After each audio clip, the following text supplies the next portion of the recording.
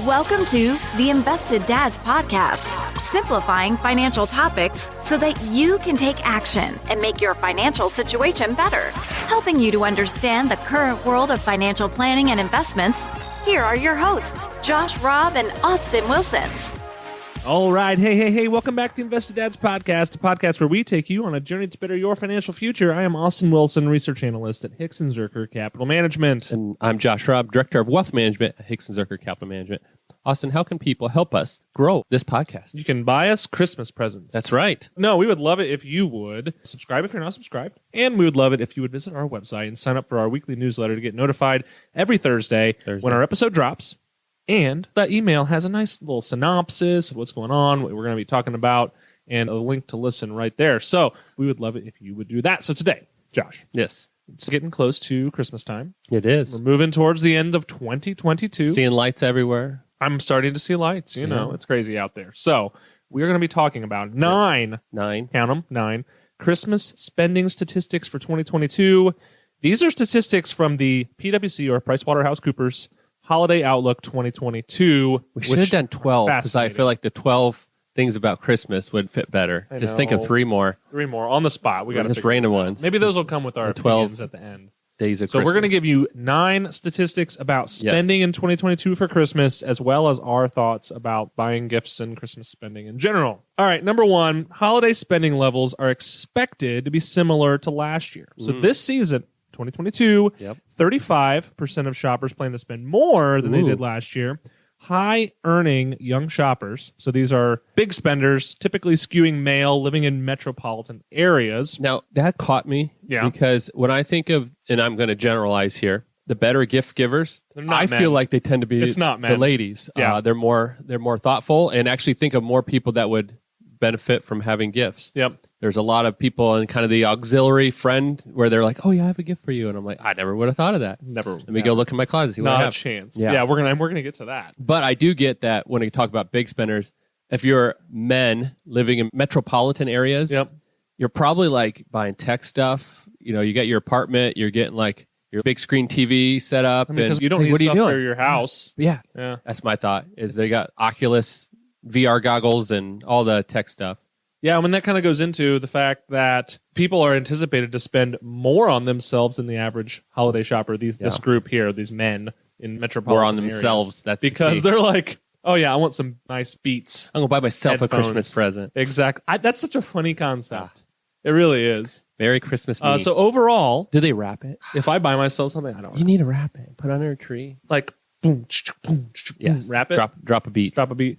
So overall, consumers anticipate spending an average of $1,430 on gifts, travel, and entertainment.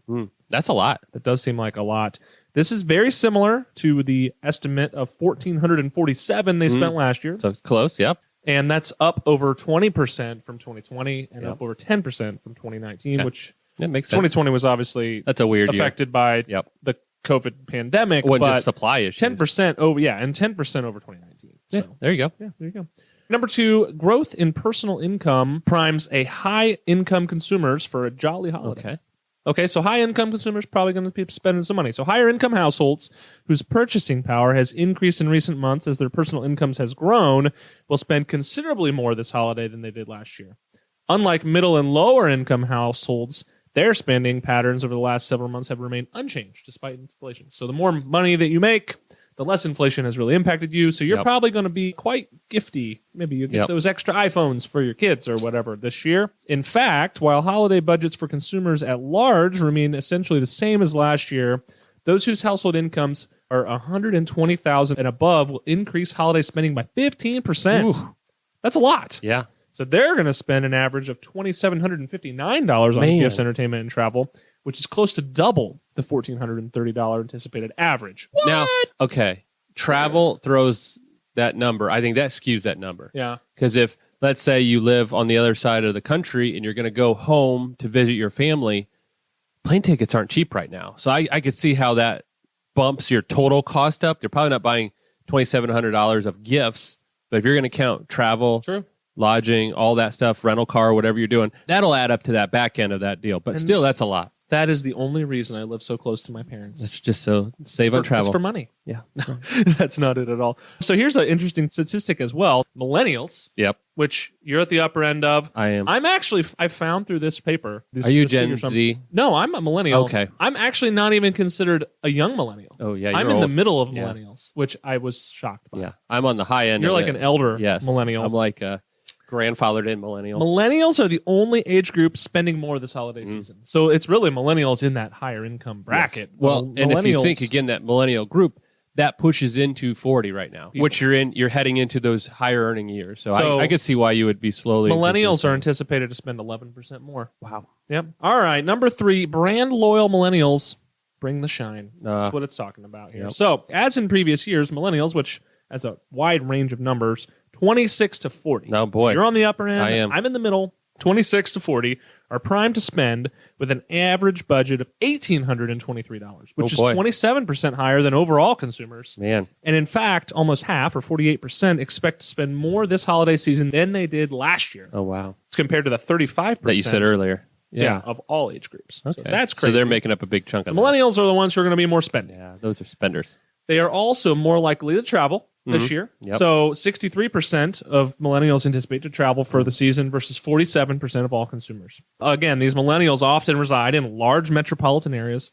They're less likely to have to deal with the price of gas because they have shorter commutes or public transport or whatever, but they have traded up likely for higher paying roles in bigger cities and stuff like that in this job seekers market we're in right now. So 6 in 10 millennials, also fun note here, belong to a customer loyalty program, and 66% of a brand or retailer credit card, which influences online browsing by 77% and in-store shopping 79%. So they're very brand loyal. Yeah, and they use those cards, They use which it then for benefits. points them to where they're going to be shopping. Exactly. If I have like an Old Navy credit card, You're going to go to Old I'll Navy. probably shop there, or at least start there. And those are higher statistics Gotcha. than any other age group. Here's an interesting statistic I thought. Yes. I want to hear your opinion is 53% of millennials, Yes. you and me included, will include resale or upcycled items in their holiday shopping lists versus 37% of all age groups. So how do you feel about receiving or gifting used items? Well, if it's resale, I get it because, like, refurbished. There's a lot of those now where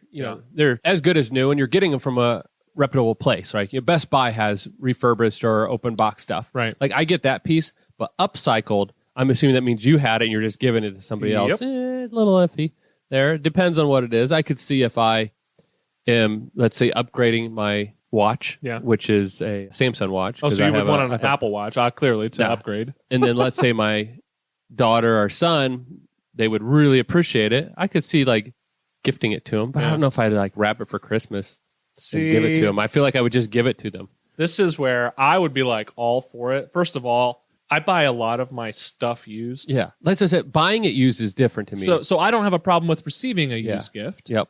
I would be all about regifting. Yeah. And giving things. But don't you call those white elephant gifts? Like, isn't that what you do? You find something in your house and you're like, here, I don't know. this. I would be all about it. My wife would say I would not be allowed.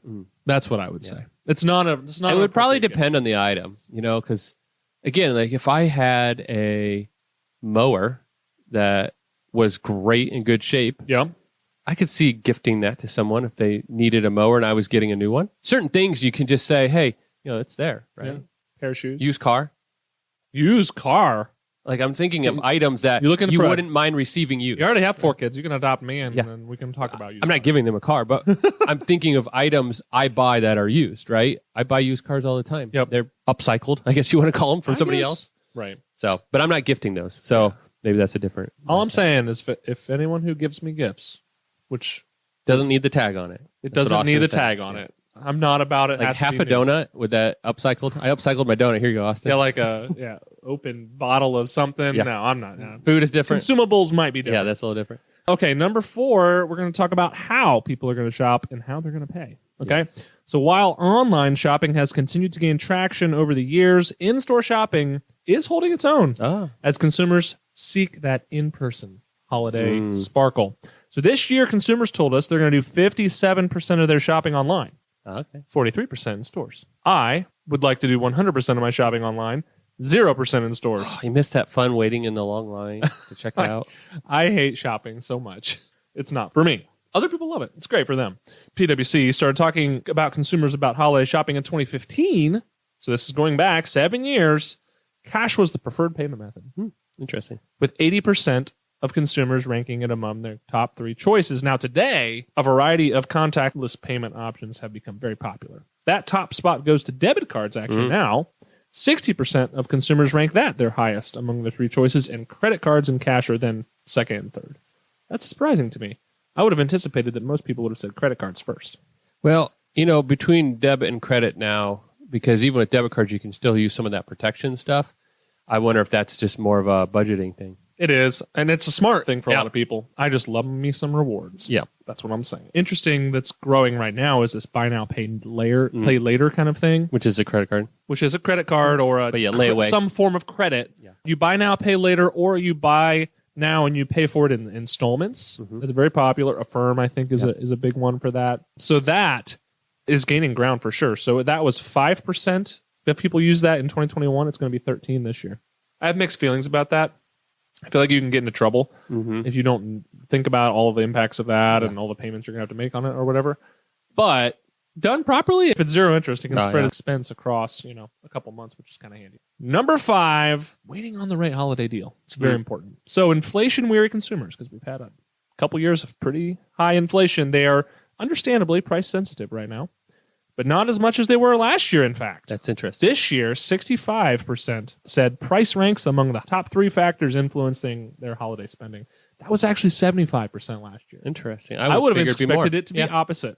So as these consumers navigate an economic environment that's constantly changing, 74% are waiting for the best deals before they begin shopping, and they typically don't expect to see those until November, which I haven't really started Christmas shopping, so rolling with that. 25% are going to start shopping in early November. However, most are going to wait until the Thursday through Monday of Thanksgiving weekend to do the majority of their holiday shopping.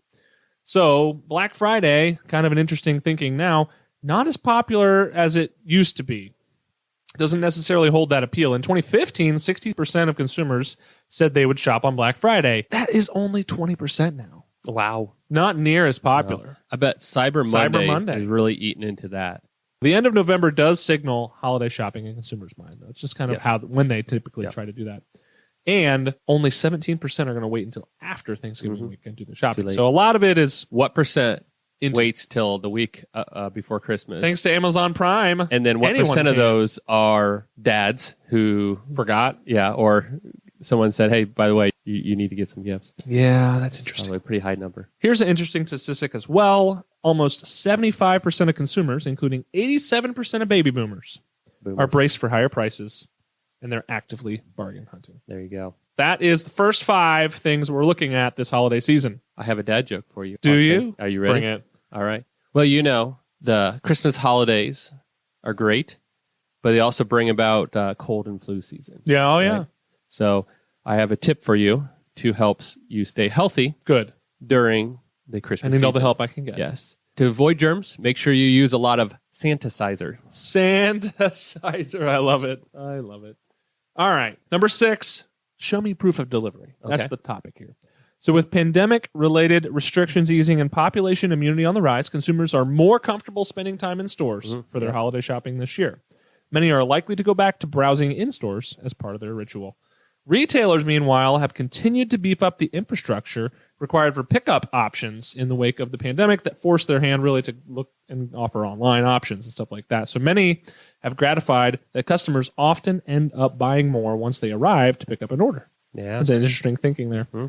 Home delivery, the most popular option for online shopping, continues to get more sophisticated as consumers have become more accustomed to it and demand more options.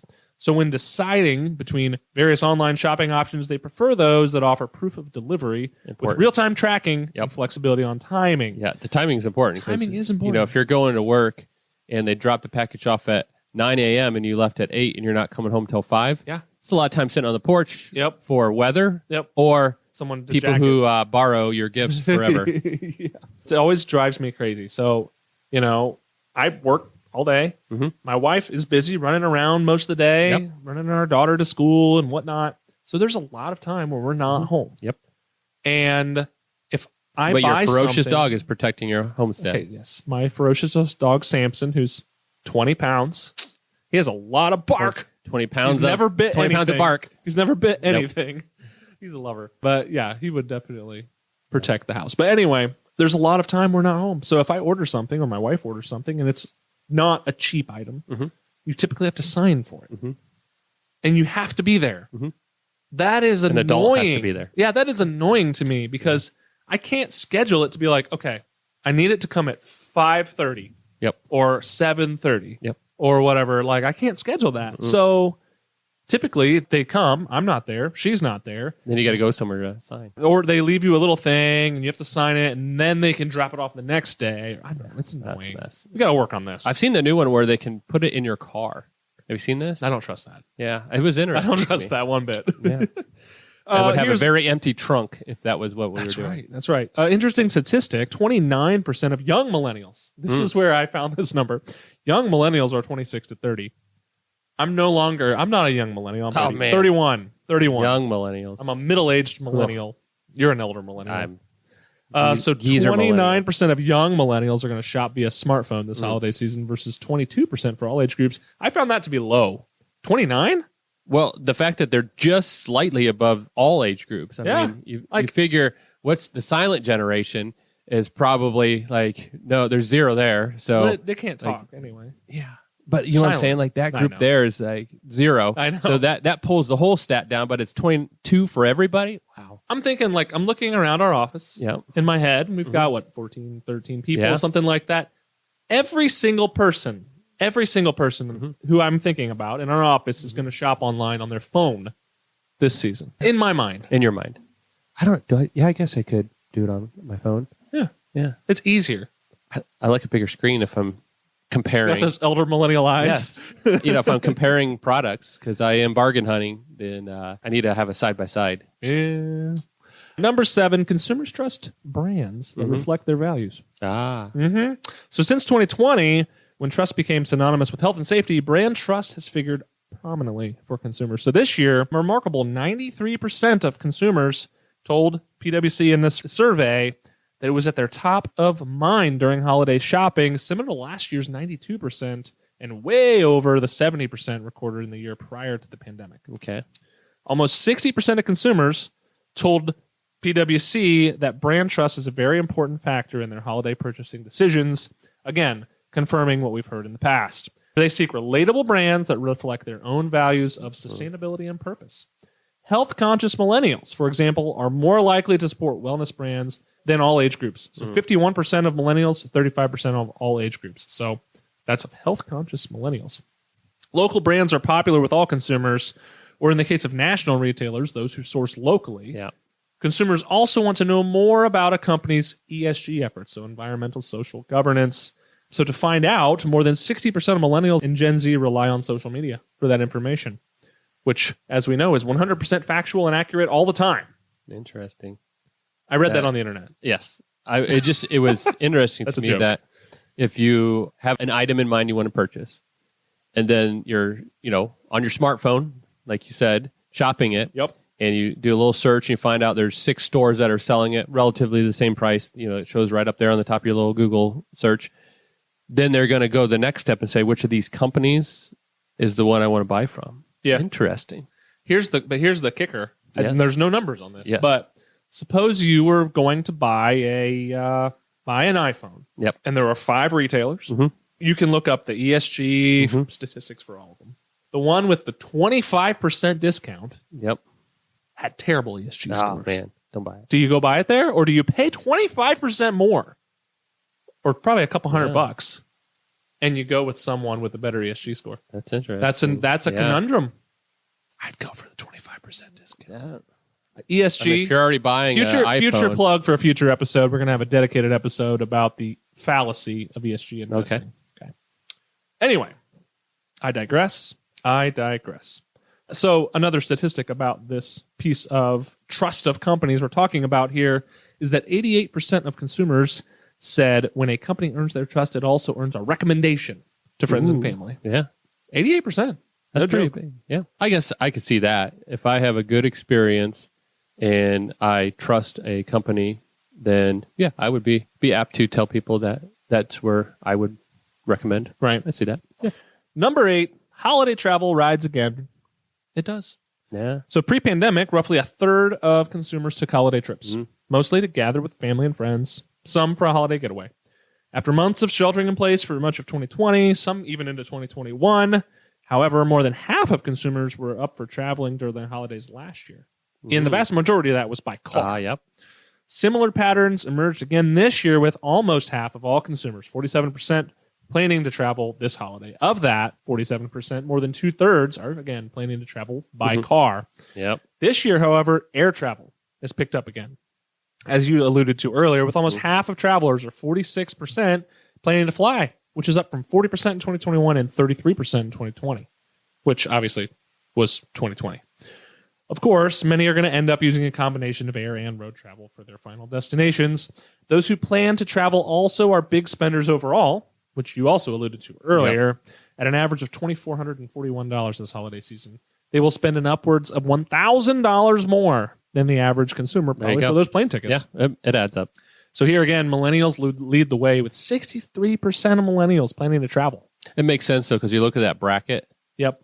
They're traveling back to their parents, Exactly. right? Yep. I get it.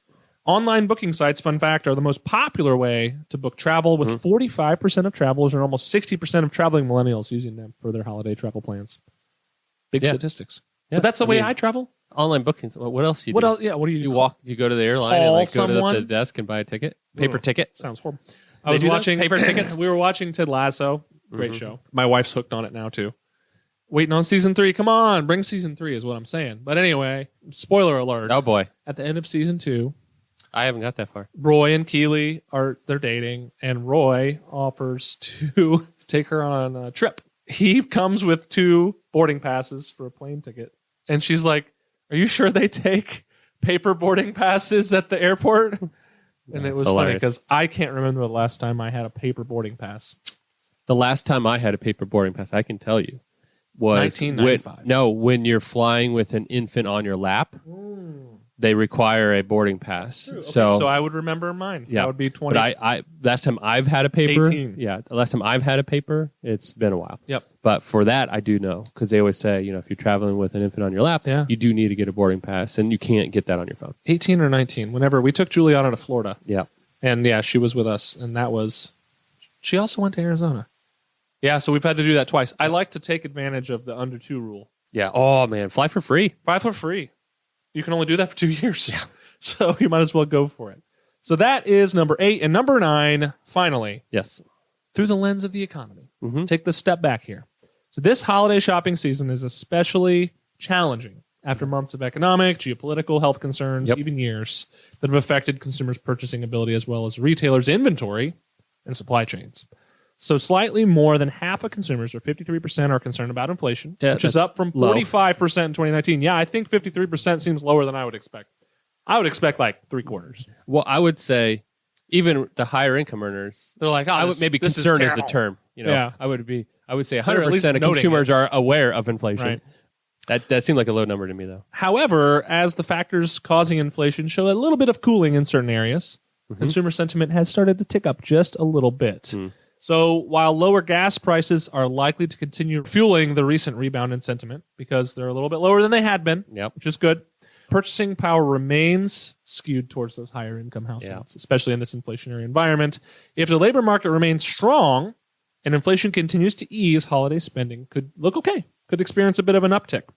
For now, lower and middle income households are reporting a diminished ability to spend on discretionary goods and services, and sometimes choosing to skip purchases altogether rather than buying less expensive alternatives.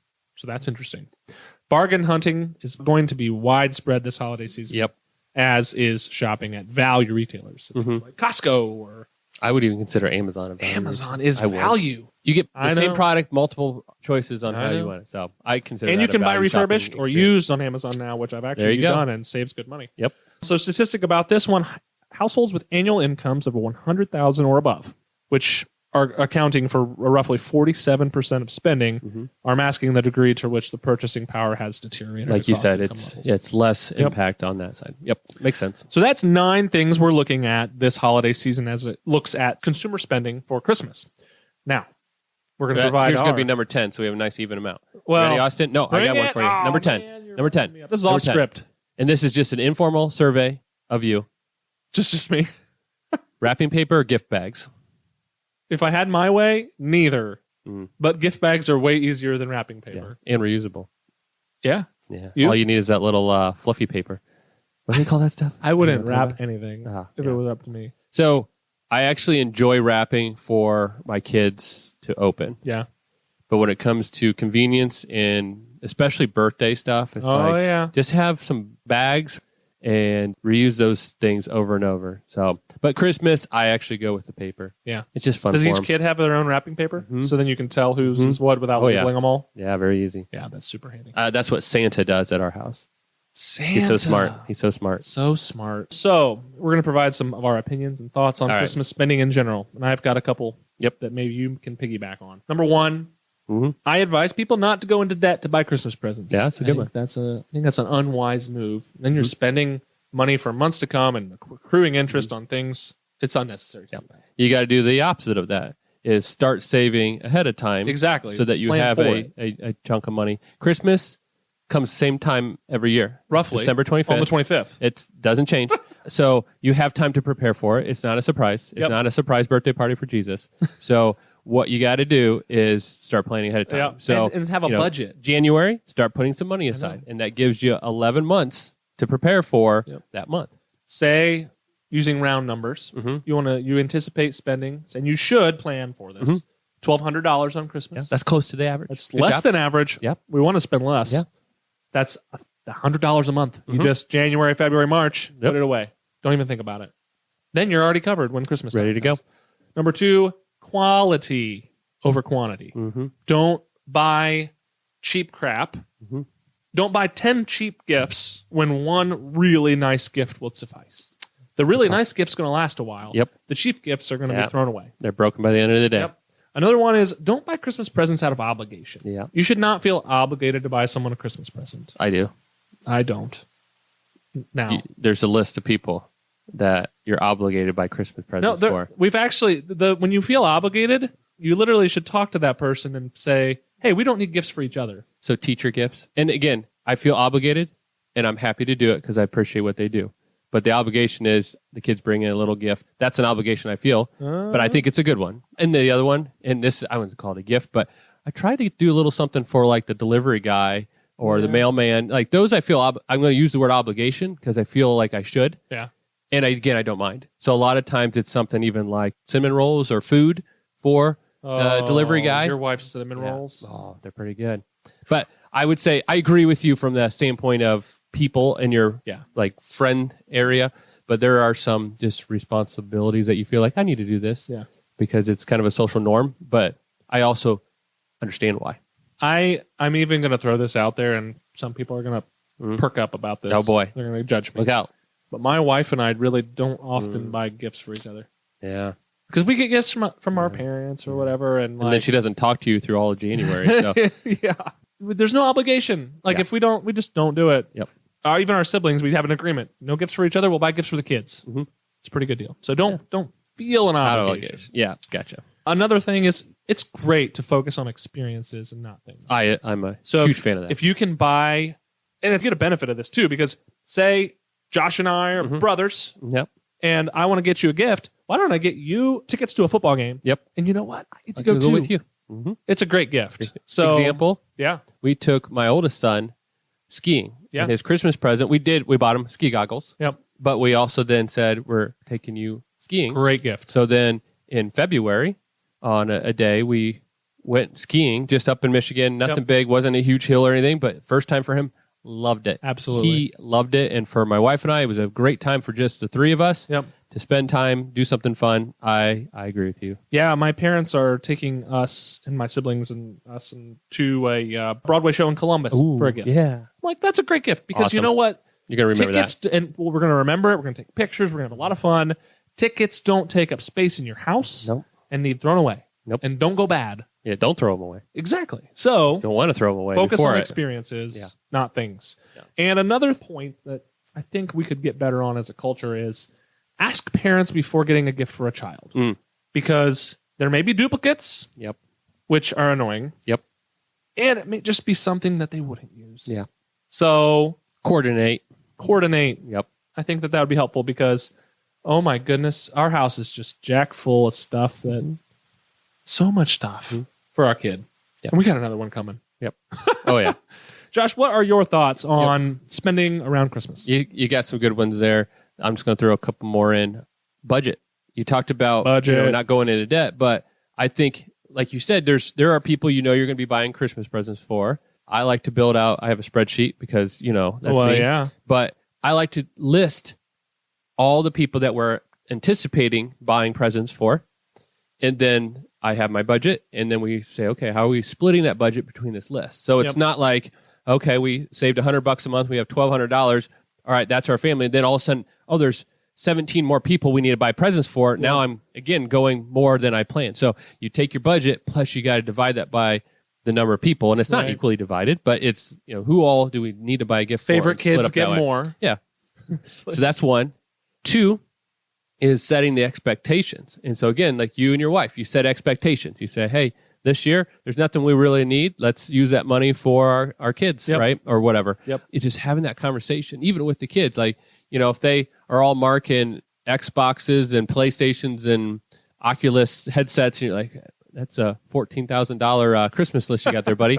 It's maybe having a conversation on what that looks like. So understanding between everyone there. And then finally, I think keeping in mind the purpose of what the holiday season is and making sure that you're setting that example for your kids on what you expect the actual holiday to look like. Absolutely. And then, always, like you said, with family, if you can't travel to see them, technology is awesome. Zooming, doing those type of things. I think that's one of the big benefits of 2020 is you're able now to connect a lot easier, especially with a generation that 3 years ago was probably a little more hesitant to do those things. Now they're as good now as they're all in. And some so people. I would say that's the other cool thing is find ways to connect with those other generations because they will appreciate it a lot. Yep. Well, that is some discussion around spending around the holidays from the Invested Dads, and we wish you a Merry Christmas and a Happy New Year and enjoy some time.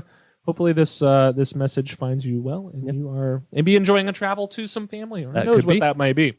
But thank you for listening, and please share this episode if you enjoyed it with friends and family, anyone who is asking about spending during the holidays. Again, also love it if you'd subscribe or leave us a review on Apple Podcasts or Spotify or whatever platform you listen to us on. And remember, anything we mentioned today is not a Christmas present recommendation. No. Find your own shopping list. But if you want to send us a gift, we're not going to say no.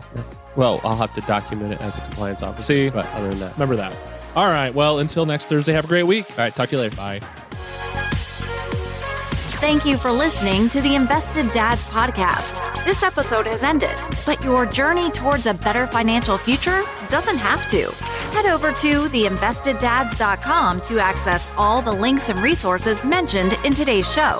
If you enjoyed this episode and we had a positive impact on your life, leave us a review, click subscribe, and don't miss the next episode.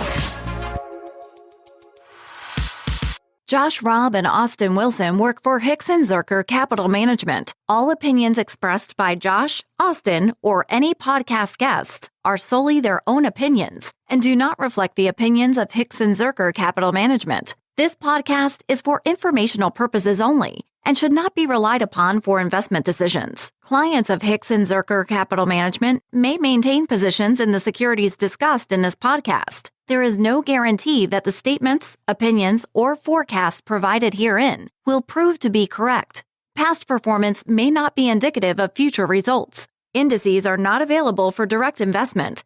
Any investor who attempts to mimic the performance of an index would incur fees and expenses which would reduce returns. Securities investing involves risk, including the potential for loss of principal. There is no assurance that any investment plan or strategy will be successful.